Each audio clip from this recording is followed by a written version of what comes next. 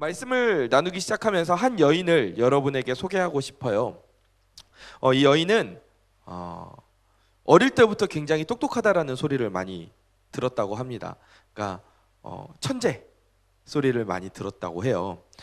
그래서 이 여인이 1950년대, 그때는 우리나라가 막 한국 전쟁이 끝난 이후라서 사실 뭐 거의 뭐 이렇게 산업적인 기반이나 경제적인 기반이 조성되어 있지 않았던 그런 굉장히 열악한 상황이었죠. 근데 그때 한국 여성 최초로 서울대 법대에 입학했던, 그러니까 진짜로 천재긴 천재인 것 같아요, 그죠? 네. 그리고 21살에는 독일로 유학을 떠나게 됩니다. 지금이야 뭐 마음만 먹으면 해외에 나갈 수 있는 시대죠. 그런데 그 당시에는 해외에 나가는 일 자체가 국가가 특별하게 허락해주지 않으면 아예 갈 수가 없었어요.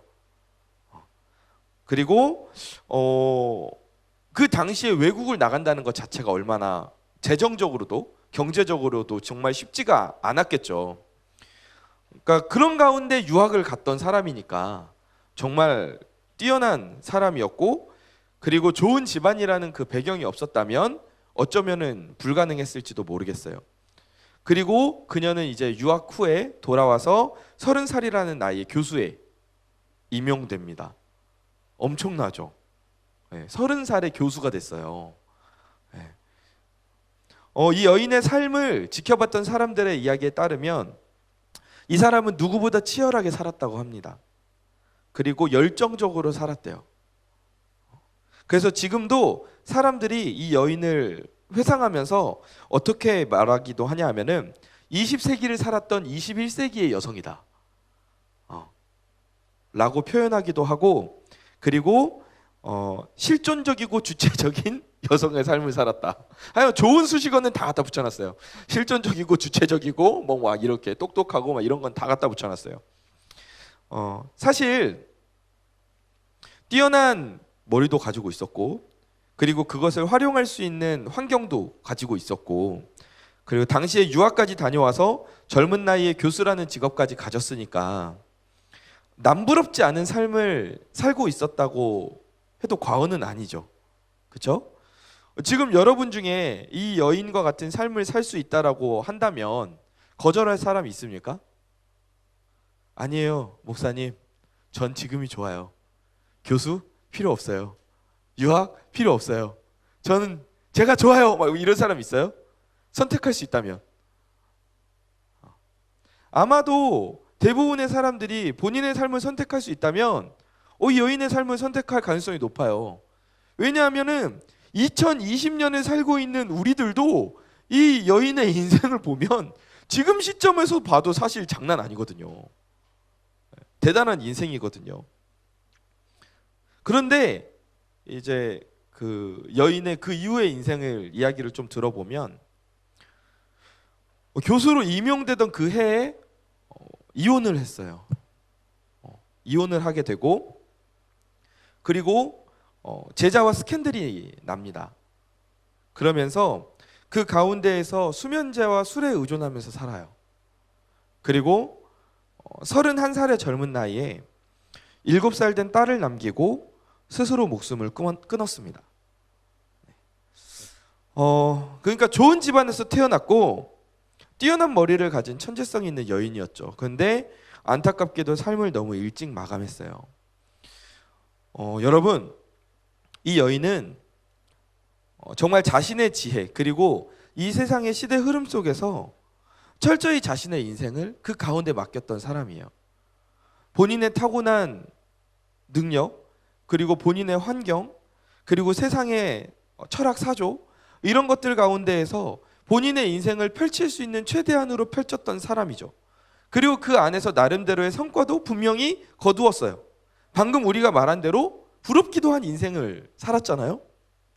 그런데 만약에 이 여인이 지금, 그럴 일은 없지만 이 여인이 만약에 다시 지금 살아서 돌아와서 지금 이 시대를 살고 있는 우리 앞에 서 있다면 우리에게, 그 여인이 우리에게 여러분도 저처럼 인생을 사세요, 이렇게 말할까요? 여러분도 저처럼 인생을 사세요. 그 여인이 우리한테 그렇게 말을 할까요? 한번 우리가 생각해 볼 문제예요. 20대의 마음을 나타내는 대표적인 해시태그들을 살펴보면 불확실, 불안, 방황이라는 키워드가 많이 등장한다고 합니다. 20대가 어떤 시기인가요? 여러분이 느끼고 있는 20대는 어떤 시기입니까? 저는 이제 20대가 아니어서. 네. 여러분이 느끼고 있는 20대는 어떤가요?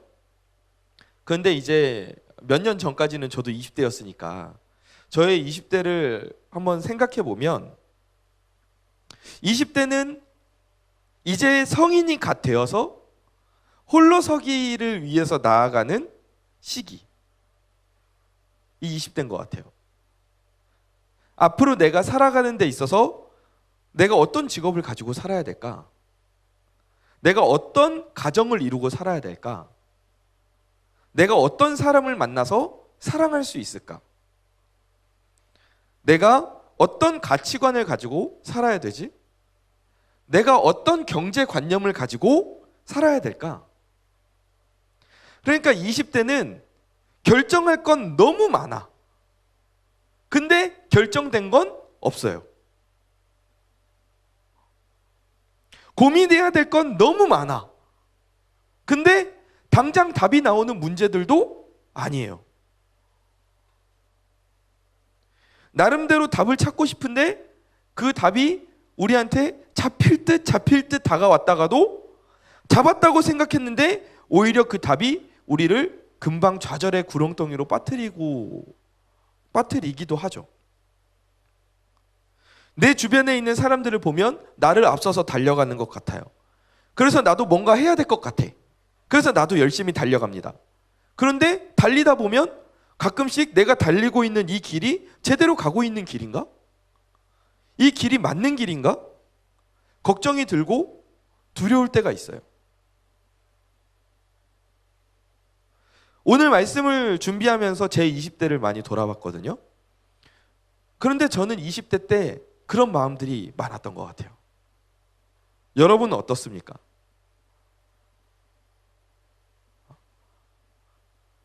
대부분 20대를 상징하는 해시태그가 불확실함, 불안, 방황 이렇게 이야기하는 것들을 보면 그게 비단 자어의 문제만은 아니었던 것 같아요. 보통 20대가 겪고 있는, 그래서 어떻게 보면 정말 20대에 반드시 거쳐야 하는 그런 관문이라고 생각될 정도로 이러한 고민들이 지금 이 시대를 살고 있는 20대 가운데에도 많이 있습니다. 이런 불확실한 시대, 어느 것 하나 내 인생을 책임져 주지 않는, 확실한 것이라고는 없는 그런 시대 가운데에서 우리가 붙잡을 수 있는 게 뭘까요? 우리가 하나도 붙잡을 수 있는 게 없다면 우리가 언제나 똑바로 걸어갈 수는 없거든요. 우리도 넘어질 때가 있고, 우리도 실족할 때가 있고, 우리도 상심할 때가 있다고요. 사람이니까. 그런데 그때 우리가 붙잡고 있는 게 없다면 회복하기가 어렵죠. 저 멀리 떠내려갈 수가 있거든요. 그래서 내 인생에 올바른 것을 붙잡고 있는 게 정말 중요한데, 우리가 확신을 가지고 내 인생에서 디디고 설 수 있는 그 기반이 무엇인가? 무엇인가? 무엇인가?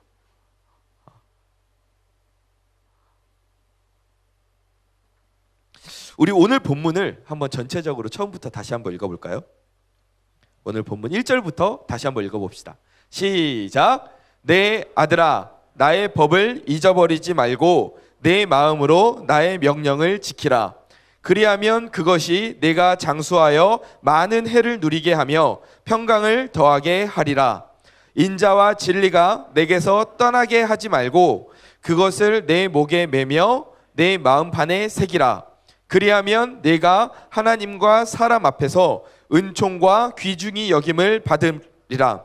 너는 마음을 다하여 여호와를 신뢰하고 내 명철을 의지하지 말라. 너는 범사의 그를 인정하라.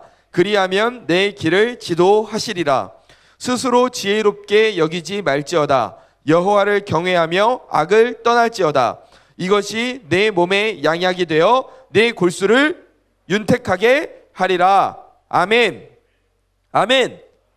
이 말씀이 정말 다양한 표현으로 반복해서 등장하는데 결국 이야기하고 싶은 것은 이거예요. 너의 지혜로 살지 말고 하나님의 지혜로 살아라. 아멘.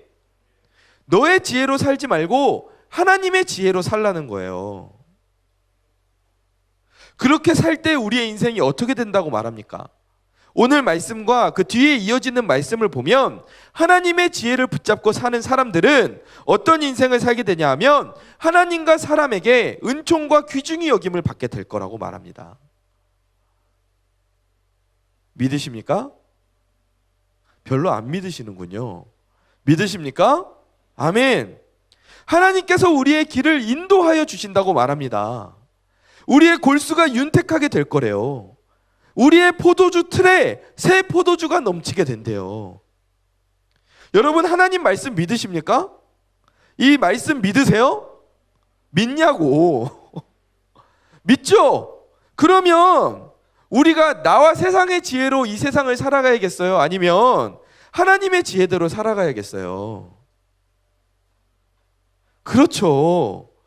우리는 하나님의 지혜대로, 하나님의 지혜를 붙잡고 살아야 되는 거예요. 잠언 3장 14절에 이렇게 나와 있어요. 이는 지혜를 얻는 것이 은을 얻는 것보다 낫고 그 이익이 정금보다 낫대요. 아멘. 하나님의 지혜를 가진 사람들은 은을 얻는 것보다, 정금을 가진 것보다 더 큰 이익을 보게 될 거라는 거예요. 여기서 말하는 이익이 단순한 금전적인 차원의 이익을 말하는 게 아니에요. 이어지는 18절 말씀을 보면 뭐라고 나옵니까? 같이 읽어봅시다. 시작. 지혜는 그 얻은 자에게 생명나무라. 지혜를 가진 자는 복되도다. 아멘. 인생 전체를 꿰뚫어서 우리 인생의 방향을 결정하는 중요한 선택을 해야 될 때가 있어요. 그죠? 우리 인생에 있어서 중요한 선택을 해야 될 순간이 와요. 그런데 그때 우리가 하나님의 지혜를 가지고 있다면 우리는 그 선택의 과정 가운데에서 생명의 길로 가는, 생명나무를 득하는 그 방향을 찾을 수 있다는 거예요. 이게 단순하게 지혜가 우리에게 금전적인 이익을 가져다 주는 지혜가 아닌 거예요. 내가 그 순간만을 빠져나가는 단순한 얕은 꾀 수준의 지혜가 아니에요. 내 인생에서 내가 죽음의 길이냐 생명의 길이냐 세상의 길이냐 하나님의 길이냐를 선택할 때 우리가 헷갈릴 때가 있다고. 잘 모르겠을 때가 있어요. 뭐가 맞는 건지, 어떤 게 하나님이 기뻐하실 것인지, 때로는 하나님이 기뻐하시는 선택을 해야 된다는 것조차 망각할 때도 있죠. 근데 그 가운데서 우리가 하나님의 지혜를 가지고 있다면 우리는 생명의 길을 선택할 수 있는 그 지혜를 얻게 되는 거예요. 여러분, 하나님의 지혜로 살아가는 저와 여러분이 되기를 간절히 축원합니다. 그렇다면 이런 하나님의 지혜를 우리가 어떻게 얻을 수 있냐? 오늘 본문 1절 말씀을 보니까 이렇게 나와 있어요. 같이 읽어봅시다. 시작. 내 아들아, 나의 법을 잊어버리지 말고 내 마음으로 나의 명령을 지켜라. 아멘. 하나님의 지혜를 얻을 수 있는 방법 뭐라고요? 첫 번째, 나의 법을 잊어버리지 말아라. 두 번째 뭐라고요? 네 마음으로 나의 명령을 지켜라. 아멘. 오늘 본문 3절을 보면 이렇게 나옵니다. 인자와 진리가 내게서 떠나지 말게 하고 그것을 내 목에 매며 네 마음판에 새겨라. 아멘. 그러니까 정리하면 우리가 하나님의 지혜를 얻을 수 있는 방법이 뭐냐 하면 하나님의 말씀을 잘 배우라는 거예요. 우리가 하나님의 말씀을 잘 알아야 된다는 거예요. 그리고 아는 수준에서 그치는 게 아니라, 지식의 수준에서 그치는 게 아니라 그 말씀을 우리가 잘 지켜 행해야 된다는 거죠. 내 마음판에 새겨야 된다는 거예요. 그러할 때 우리가 하나님의 지혜를 얻을 수 있다는 거죠. 하나님의 지혜를 얻은 자의 유익을 누릴 수가 있어요.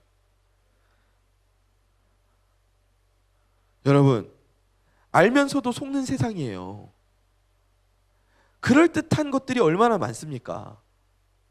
근데 그 세상 가운데에서 우리가 하나님의 뜻을 발견할 수 있는, 나를 향하신 그 하나님의 계획을 발견할 수 있는 방법은 내 지혜가 아니라 하나님의 지혜예요.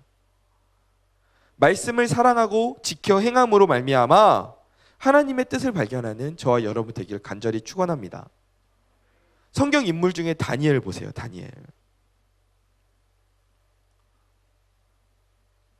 다니엘은 청소년 나이에 이방 나라에 포로로 잡혀가요. 물론 그 나라의 장학생으로 선발됐죠.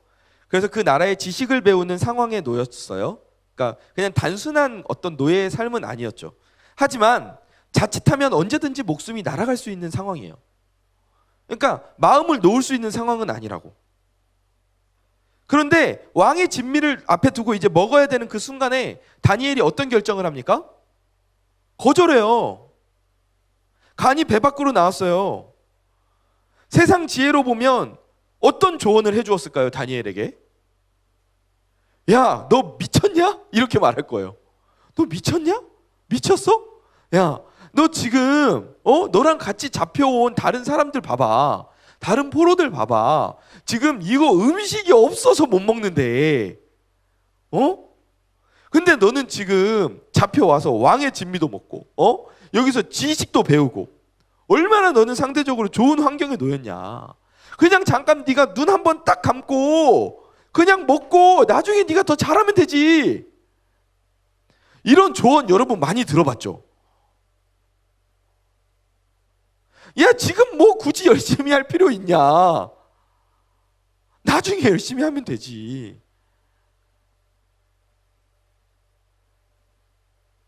이런 조언 많이 들어봤을 거예요. 근데 하나님의 지혜는 그게 아니에요. 다니엘이 뭐라고 말합니까?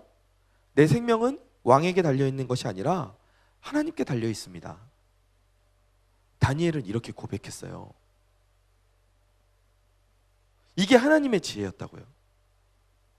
세상의 지혜는 다니엘에게 미쳤다고 말할지 모르지만 결국 다니엘이 하나님의 지혜를 따른 결과 어떻게 됐어요?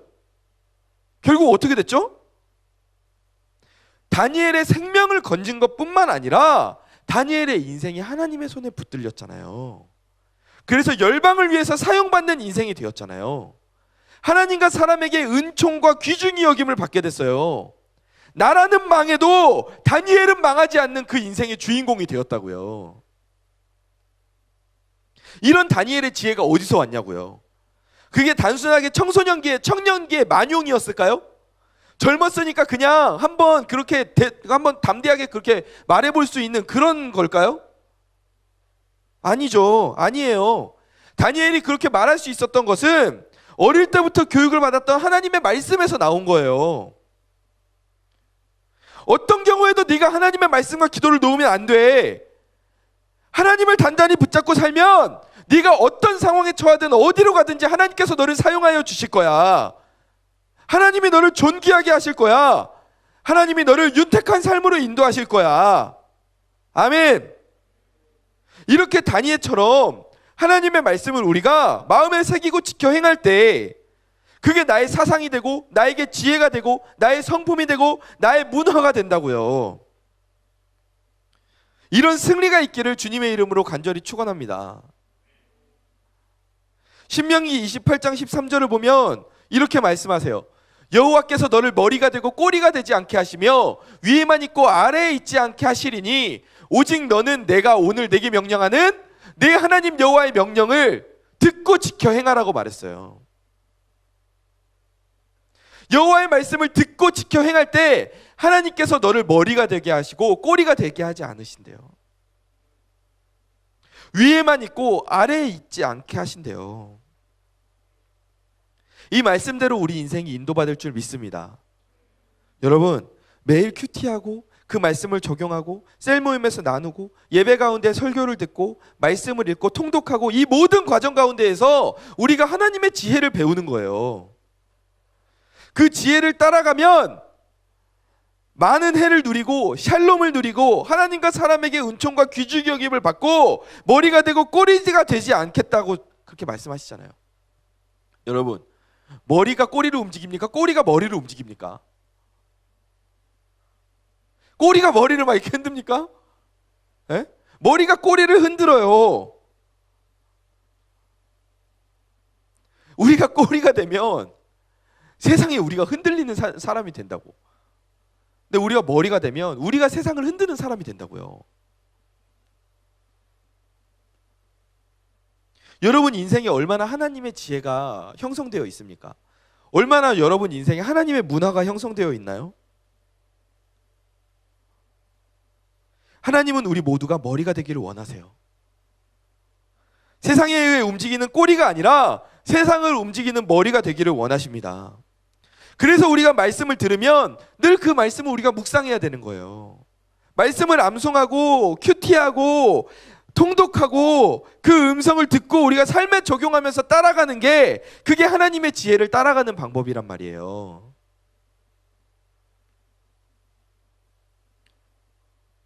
그게 우리의 인격이 되고 사상이 되고 우리의 문화가 되고 우리의 지혜가 되기까지 우리가 노력해야 돼요. 왜 그 단계까지 가야 되냐 하면 세상 문화가 만만치 않아요. 여러분 만만치 않아요. 사탄은 우리의 약점을 너무 잘 알아요. 그래서 그 약점을 정말 귀신같이 공격해요.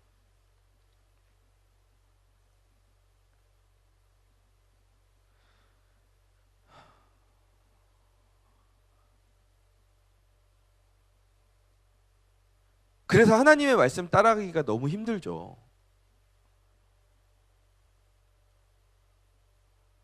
그런데 세상 문화는 우리를 도적질하고 죽이고 멸망시키는 문화예요. 근데 우리의 인생을 보세요. 우리가 예수님을 믿는다고 하면서 우리가 하나님의 말씀을 따르지 않고 세상 문화에 젖어서 내가 세상을 따라가고 있진 않은가. 여러분 그렇게 살면 하나님의 지혜가 우리 삶 가운데 나타날 수가 없어요. 그러니까 내 인생이 답답한 거예요. 그러니까 내가 어디로 가야 될지를 모르고 헤매는 거예요.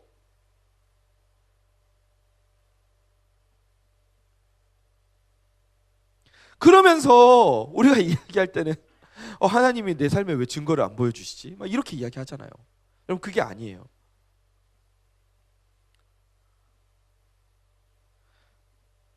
오늘 하나님이 나에게 주시는 그 말씀을 붙잡고 한 주간 묵상하면서 살면 이게 나에게 사상이 되고 인격이 되고 성격이 돼요. 이게 이어지면 하나님의 지혜가 되고 그 하나님의 지혜를 따라 살면 우리에게 그 하나님의 복이 부어지는 거예요. 주님 따라가면 우리가 머리가 된다. 여러분 이 말씀을 꼭 가슴에 새기며 살아가길 바랍니다. 말씀을 정리하겠습니다. 아까 앞서 말한 것처럼 20대는 어떤 시기입니까? 어떤 시기죠? 나의 가치관을 형성하는 시기예요. 여러분 30대 40대가 되면요 확실히 생각이 굳어져요. 생각이 쉽게 바뀌지 않아요. 사람의 생각이 말랑말랑한 게 있고 딱 굳어지는 게 있는데 굳어져요. 쉽게 바뀌지 않아요. 그래서 이 여러분 시기, 내가 앞으로 평생 살아갈 그 세계관의 근거가 만들어지는 여러분의 그 시기, 그 인생의 시기를 어떻게 보내느냐, 어떤 환경 안에서 보내느냐가 정말 중요한 거예요.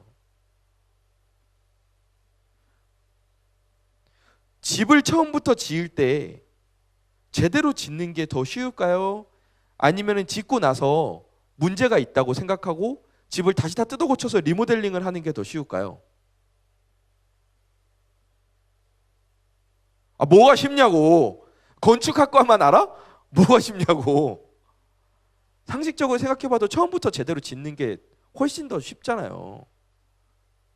여러분 지금 짓고 있는 시기예요. 그 시기가 여러분에게 중요해요. 세상에서 말하는 것처럼 좋은 집안, 좋은 경제적 환경, 좋은 머리를 가지고 승승장구하는 것 좋은 일일지 몰라요. 하지만 그게 본질이 아니에요. 우리는 내 인생을 올바로 세워줄 기초가 필요해요.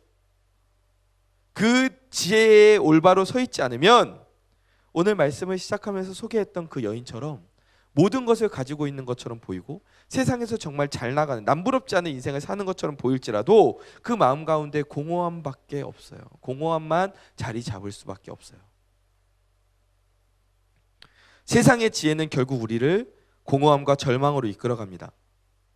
몇 번 반짝 위기에서 나를 벗어나게 만들어줄 수 있는 탈출로를 제공하는 것처럼 보일지 몰라요. 다행이다. 벗어났어. 하지만 결국 한계점이 있어요. 왜요? 세상의 지혜는 결국 누구한테서 나온 거예요? 결국 사람에게서 나온 거예요. 세상의 지혜는 인간의 지혜와 경험이 누적된 결과물에 불과해요. 어디 하늘에서 떨어진 게 아니에요. 그러니까 속담이 대표적인 어떻게 보면은 지혜의 산물이라고 하는데, 속담 보면 얼마나 비성경적인 속담이 많아요. 하지만 우리가 추구해야 되는 하나님의 지혜는 수억 명, 수십억 명의 인간의 지혜를 모은 그것보다 훨씬 더 뛰어난 거예요. 그 하나님의 지혜를 누리는 여러분 되길 바랍니다. 저도 누리기를 원해요. 하나님의 지혜는 어떻게 생깁니까? 말씀을 듣고 지켜 행할 때 우리 인생 가운데 주어져요. 하나님의 말씀을 듣고 지켜 행함으로 인생 가운데 하나님의 지혜를 받아 누리는, 꼬리가 되지 않고 머리가 되는 저와 여러분 되기를 주님의 이름으로 간절히 축원합니다.